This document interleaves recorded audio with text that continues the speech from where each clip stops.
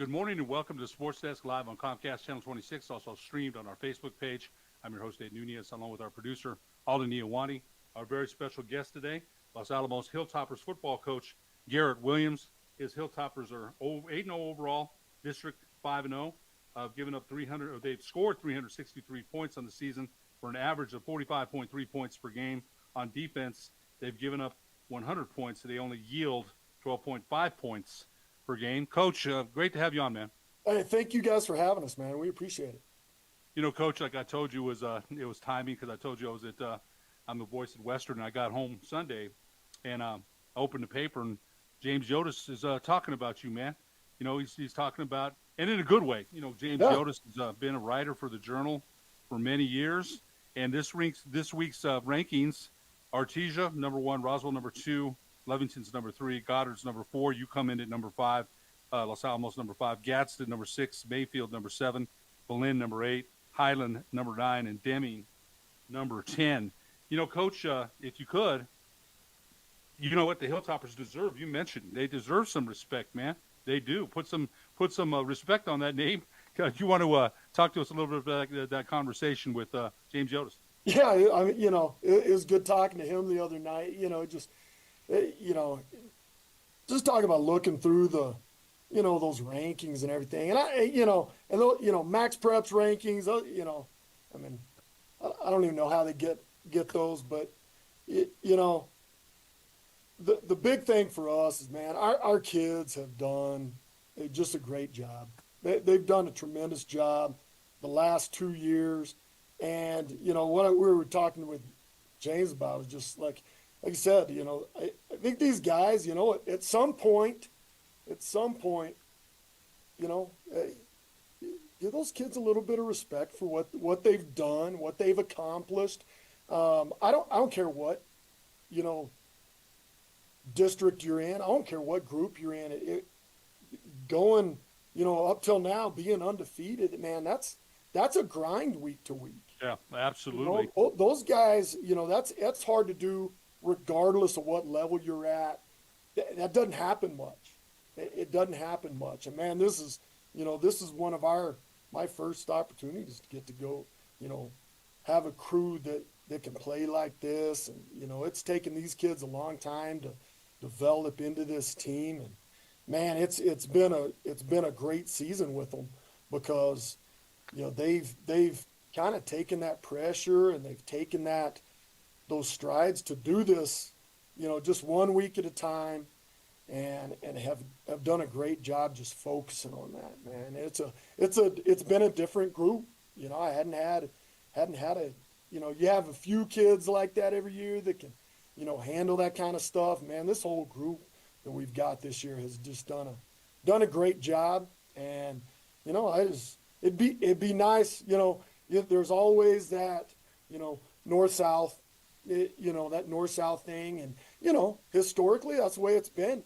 I mean, historically, you got some, 3 or 4 just teams down there that are always going to be dominant. And, and that's fine. And, one of the things that we got to do is, prove that we can play with those guys. But, you need that opportunity once you get into the playoffs to go do that. And, I think that's one of the things we've been focusing on is just trying to get these kids to where they're at that level to play with those guys. But so far, man, this year they have done a tremendous job. So, And you made it pretty clear. You feel like your team deserves that bye. They deserve that respect. You mentioned you feel like, hey, they're one of the top 4 teams in your in your class. I absolutely, I absolutely think they deserve, to be one of those top 4 teams. Um, we don't have a choice of, what district we're put in. I don't have a choice of the strength of schedule in my district. And it seems that we beat somebody every week. And the max preps wise, every time I beat somebody, that their record gets worse, and so does our strength of schedule. So well, I don't know what to do about that. We don't talk a lot about Right. that with the kids. We just talk about focusing on one week at a time. But you know, when you get into the seeding criteria, it's all when you got two districts, it's always going to be, well, North is just going to try to pump the North, and South is just going to try to pump the South, and so it kind of gets to be pretty subjective when you get to just opinion on both of those. And yeah, I agree. It usually comes out South, um, but there has to be some. There's got to be some benefit for a team winning district, for a team, if we can do what needs to be done, hopefully these next 2 weeks, and if we can go 10-0 and stay undefeated, there got to be some benefit for that. I would think, because you get back to it, if you even up on those criteria, the tiebreaker is always going to be back to max preps, and that max preps ranking going to get us twice. you know, and that's the way it is right now. So that's why I told James. I was like, I definitely think that we have a great team that has done what they needed to do to earn that spot, because you got to give them the benefit of the doubt, doing what they've done. But in the end, we just got to keep playing. We just got to keep going. I think I told you, Coach, I was going to give you a chance to make your case for the Hilltoppers, man. And I'm glad. Like I said, perfect timing. We have you on today. Win over Espanola Valley 54-6, over Taos 42-19, over Pewaukee Valley 58-20. Highland, that's my alumni, man. I know Coach Lovato real well. I got his number from you. A slog there. You beat them 13-0. Beat them last year in the playoffs. Yeah, 41-7 over Capital, 62-12 over Del Norte. 43-36 over Belen, who beat Highland last week, and then a shutout against Rio Grande. You've been the head coach at Los Alamos since 2010, 6 times in the playoffs. Last 5 years, quarterfinals of the last 3, 2011, 2022, 2024 district champs, undefeated in district last year, and you've got 2 games left. So, I think you've made the case here. And the teams that you mentioned ahead of you in the rankings, Artesia, traditional, right? Roswell, traditional, Levington, Goddard, so I get what you're saying. I do, but some of those things are long traditions, and you have to fight against that too. Nothing against the NMAA. We've, there's questions about a lot of how do they do the formula for basketball, all of it, and it's not an easy job. So, we're not saying anything about that. But we're going to get in the second part of the show about the Hilltoppers. But you grew up in Texas and graduated from Monahans High School. You come from your dad was a head football coach and a state champ. Tell me what that was like, because Texas is big about their football, man. Yeah. I mean, I grew up. My dad was an athletic director and head football coach in Texas for like 30 years. We moved all over the Texas Panhandle, West Texas area. And I got an opportunity to grow up, watching great coaches. He had one of the best staffs I've ever been around. Still love some of those guys. And some of those guys are still coaching. Coach Brent Satterwhite down at Jow, won a state championship at Tatum. He was one of my coaches growing up, and known that guy for a long time. But I had a chance to be around some great guys, and we moved quite a bit, kind of like Texas coaches do. But I got to see those guys. I got to learn kind of what it was to be a coach. My dad won state championship, back in the day, back in '88. Had a guy named Zach Thomas on his state championship. Oh, the team. linebacker from Texas Tech, right? And went to Miami, and played for the Cowboys a little bit. Yeah, I remember him. Hall of Famer. Got the opportunity to go to his induction a year or 2 ago, man. And I got to watch those guys. I got to be around those guys, and so that was fun. And played at Eastern New Mexico for 4 years for a guy named Bud Elliott, who's just a legend. And so, I got the opportunity to be around some pretty good guys, pretty good coaches. Got to coach at Eastern New Mexico for a long time for Mark Roboto, and then we moved up here to Los Alamos. My wife's family's from Los Alamos, so moved back here, and been here ever since. So it's a great place to teach. It's been a great place for our family to coach and raise kids. So man, it's been a good time. I've been lucky enough to have been. This is my 16th year as the head coach, and not many people get the opportunity to be at a place that long. And we've been pretty lucky to be able to stay here and do what we're doing. You mentioned Lone Star Conference. You and I talked about that a little bit. You played at Eastern, and we talked about how tough that conference is. Tell us a little bit about, you also coached there. Tell us a little bit about the experience you got there and you mentioned some great names. You really did. Your dad being the top of the list there. Yeah, You're around some great football people, man. So tell us a little bit about that. No, yeah. I graduated from Monahans, and I played linebacker, and I had opportunities to go to a bunch of those schools in West Texas, and West Texas A&M, and Angelo State. I went on a recruiting trip to Eastern New Mexico, and man, I left. I've talked to guys like I said, Bud Elliott, Mark Roboto was our DC, and I just left. I was like, man, this is where I'm going. This is where I'm going, and so went there, played linebacker for 4 years. We won my junior senior year, won 2 conference championships in the LSC, and and we did that with New Mexico kids. That back in the day, we had New Mexico kids and West Texas kids that would stay there and develop, and like we were talking, ran that Air Force Navy flex bone option.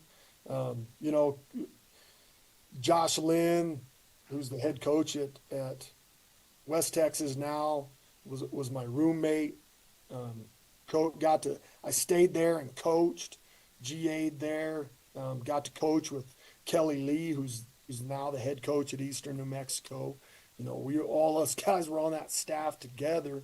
Had a bunch of good dudes come out of Heath Ridenhour, Coach Garcia. Oh man, all those guys they're all Greyhounds. They're all he's a great guy. Coach, we're going to take a brief break, and then when we come back, we'll talk more about this year's version of the 2025 Los Alamos Hilltoppers after these messages on the Sports Desk.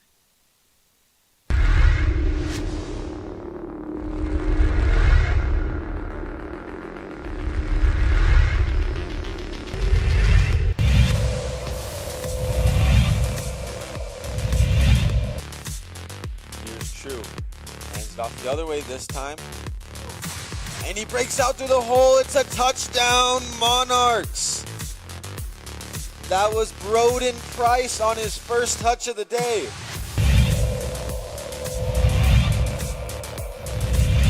Moorhead split out wide to Evans' right. Evans looks left to throw. And that one's going to be caught. Brody Cochran from 27 yards out for the score.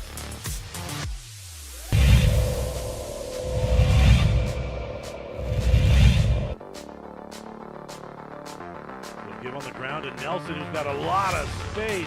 There goes Nelson for his 12th touchdown of the season. Second of the game. It's a 34-yard scamper.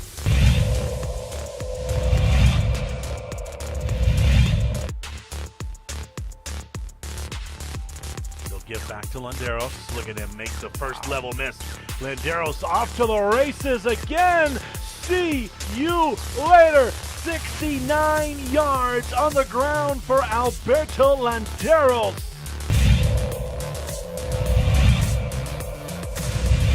Had some ball security issues during warm-ups. I was watching warm-ups today. Gallegos going for the home run. He has Smith, and it is caught. Jevin Smith on a touchdown.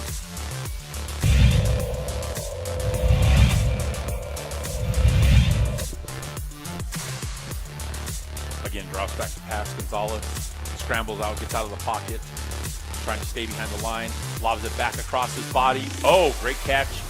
And he's in for the touchdown. Ray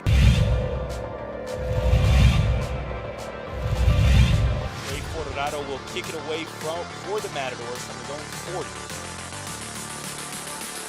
Moorhead's going to get a chance at this one. He fields it at the 2. Moorhead on a full head of steam.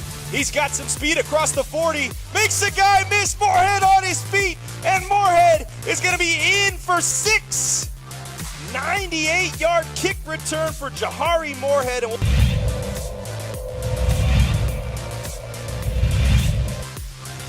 Drew catching the high. Snapping, almost picked up. It is! The other way, that's Landon Haig. Touchdown Chargers! Landon Haig, so athletic off the back foot. Red. Out in their pocket. See if the run game. Martin under center. He'll give to Landeros. Landeros has some room. Can he outrun everybody? Yes, sir. Have yourself a night. Landeros is in for the 80-yard Bulldogs touchdown.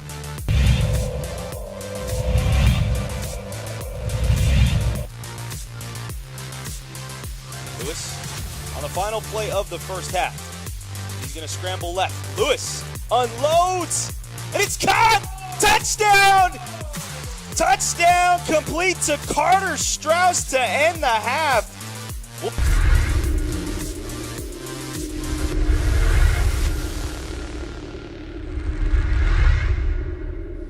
Eagle Greens and Turf are a family-owned and operated business with over 25 years of experience in the home improvement industry. They are your exclusive dealer of celebrity green, synthetic putting greens, and artificial turf. They also have artificial turf that is specifically designed for your pets.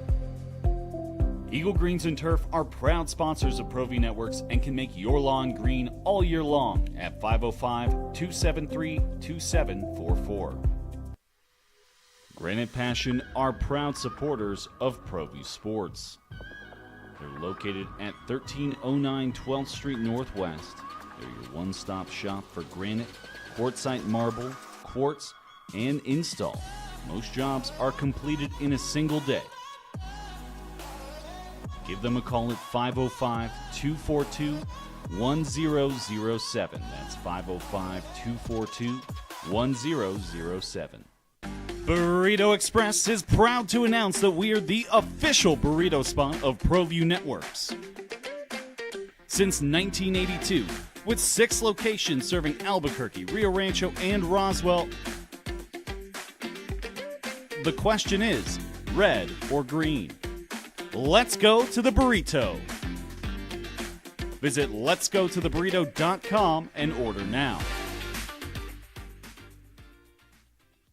Hi folks, Marley Fletcher here, owner of Santa Fe Kia. You know, at Santa Fe Kia, we like the byline of Santa Fe Kia is where we treat you different. Some reasons why. I'm remodeling our facility to make it better for our customers. Our salespeople treat people with respect and the way they'd like to come and purchase a vehicle. That's why at Santa Fe Kia, it's where we treat you different. Welcome back to the Sports Desk, live on Comcast Channel 26. I'm your host, Ed Nunez. Our very special guest today, Los Alamos head football coach Garret Williams. 5th-ranked Hilltoppers are undefeated this season, 8-0 on the regular season, 8-0 in district. 2 games left against Valley and Miyamura. Again, Coach, great talking to you. Welcome back. Thanks, man. It's been good. Thank you. Yeah, you know, Coach, I want to talk a little bit about your team this year. Offensively, your quarterback is Hayden Watkins, 88 of 127 on the season, 1,400 and 1,487 yards, a rating of 130.3 with 12 touchdowns. Tell us a little bit about Hayden Watkins at the quarterback position. I'll tell you what, Hayden has done a great job. He was our backup last year. He's a senior. He was our backup last year. Last 2 years, had a kid, Kyle Evenhouse, who was probably one of the best quarterbacks that we've had here in Los Alamos. You know, we've never been known for, you know, back in the day, we were never known for, you know, throwing the ball. It's always been ground and pound here in Los Alamos for a long time. But, you know, Hayden was backup for last year to Kyle, who's just a tremendous athlete and has done a great job, just kind of bided his time, did a great job, learned the offense the last several years, did a great job for us on the JV level his first 2 years. But I think one of the biggest things, you know, this year that he's done is, and we've kind of focused on it, is just that you just take what the offense gives you, protect the ball, and keep the offense moving. And that's kind of what he's focused on. And he's, you know, he's had some great passing. I mean, almost every game but one or two, he's been, you know, 240 yards pass, 240 yards passing. You know, doing a great job, having our offensive line and running back like we have, like Jordan Herrera, I think has took a lot of pressure off of him early. Kind of one of those things I tell him, I was like, if it all, you know, anything failed, like hand that thing to Jordan. Jordan's going to go get yards. And we do a lot of RPO, a lot of quick game, a lot of quick screen stuff. And he's just done a great job of, you know, finding numbers, finding where the open receiver is, taking check downs. And, you know, we've got, you know, if you know anything about Los Alamos, I mean, our track teams are phenomenal. And most of our wide receivers are track guys. And that's the one thing. We're not huge here by any means and never have been, but we got kids that can run. And, you know, he's done a great job of just distributing the ball to those kids that can run. And, you know, I got three of them that are almost all over 400 yards receiving. And he's just done a great job of just putting the ball where it needs to be, not taking big chances. I think he's only got, one fumble and I think 3 interceptions all year. But it has just done a great job. Came in as a senior, you know, first time starting on varsity, and has just done a great job for us. And, you know, so that's been one of his biggest things. We hadn't had a ton of deep shots. We don't, you know, we take them when we want to, but he's done a great job of just putting it in kids' hands and letting them go. He averages up, to your point, 185.9 yards per game. You mentioned Jordan Herrera, 161 carries, 1,538 yards. 192.9 yards per game. So, you know, Ben Brousseau, you mentioned some of the wide receivers, 24 for 416, 17.3 yards per catch. Carlo Baca, 23 catches, 353 yards. So you mentioned some of the receivers, and you mentioned your offensive line, which without the offensive line, they don't operate. So they've got to be doing a good job as well. This is probably one of the best offensive lines I've had since I've been here. 4 out of the 5 of them are seniors. You know, that was kind of last year we lost our starting queue, lost a lot of receivers, and, you know, but we knew, hey, we got a stud running back coming back in Jordan, and our offensive line is going to be, you know, 4 out of the 5 of those guys are seniors. And this group has been one of the best, probably communicating groups.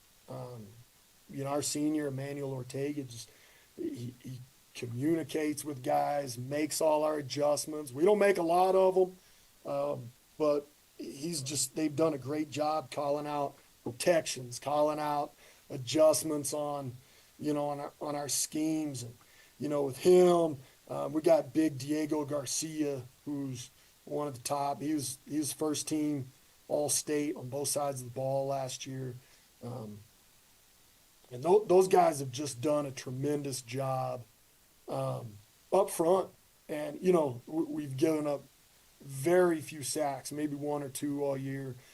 But those guys in front of Jordan Herrera have just made our team go this year. Coach, I want to, you know, we only got a couple minutes left, but I want to make sure we switch to the defensive side. Tell us about the defense, which is only yielding 12.5 points per game. Tell us about the defense. We got you know, those same guys. You know, I mean, Los Alamos, we don't have a huge group. A lot of these guys are playing both ways. So that D line's also up front. Kid named Evan Beveridge is our DN, has about 6-7 sacks. But I got two of the best middle linebackers around. Frank Shepard, who's all-stater last year, Robert Thomas. So it's, we got two guys in the middle that are just hard to block.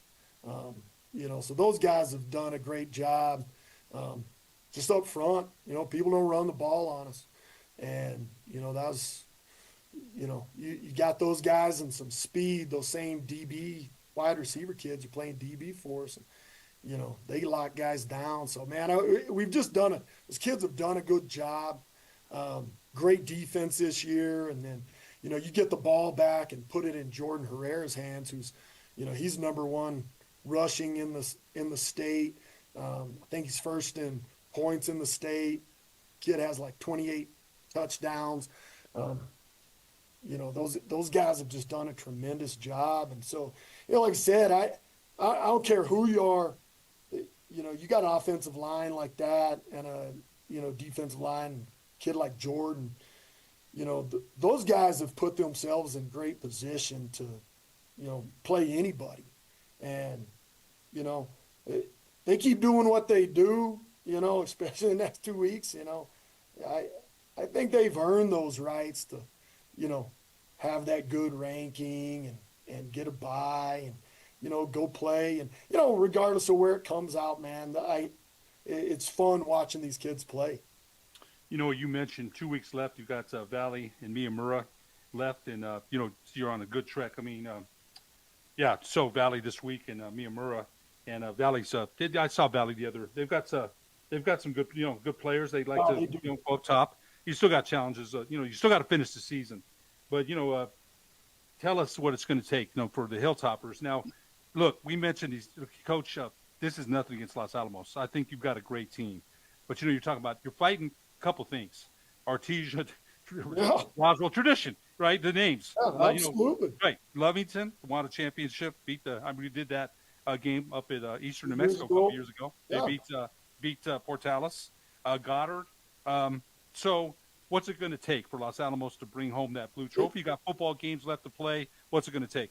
Yeah, I think the big thing, I mean, we've told our kids, we got to take it one at a time, put ourselves in a good position. I think we got to have pretty convinced, to get one of those spots. I think we have to have pretty convincing wins these next 2 weeks. And I think the biggest thing, like I said, we've been in the quarterfinals the last several years. And I think the big thing is, getting our kids to that point where they can win at that level. To get to those, to get to semifinals, we got to go down south. We got to win a game against those teams. Like I said, like Roswell, Artesia. We went down there. We're pretty competitive, but those guys are just going to wear you. 2 years ago, went down to Artesia. They're just going to wear you down. You roll out. Those dudes roll out with 120 guys, man. Just wore us down. But we have to go win one of those games. And like I said, you fight that tradition, and a big part of that for us is getting our kids to understand they can go win at that level, to keep going. That's hard, and that's hard. You know what? It is. There's no doubt. Like I said, you're fighting tradition. Artesia, Maupin, Roswell, Jeff Lynn. Right. And I get it. But you know what? That's why we play the games. Los Alamos, you got it. You got to put your kids in good position. And, that's I've been lucky here to have a great football staff with me. And regardless of the kids we've had and we've been successful, but our staff has done a great job of just putting the kids that we have in great positions to be successful. And sometimes we don't grow huge kids up here in Los Alamos all the time. No, so, I get it, Coach.